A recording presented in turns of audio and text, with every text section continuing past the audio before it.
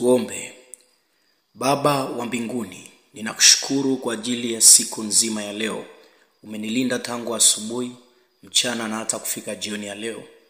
Nina kila sababu ya kukushukuru na kukuinua wewe Mungu, ambaye umenipa uzima, umenipa na afya. Umenitendea, umeniokoa, umenipa riziki yangu kama ulivyokusudia siku ya leo. Nina kila sababu ya kukushukuru na kukuinua Mungu. Nasema asante kwa ajili ya wema wako pamoja na fadhili zako juu ya maisha yangu.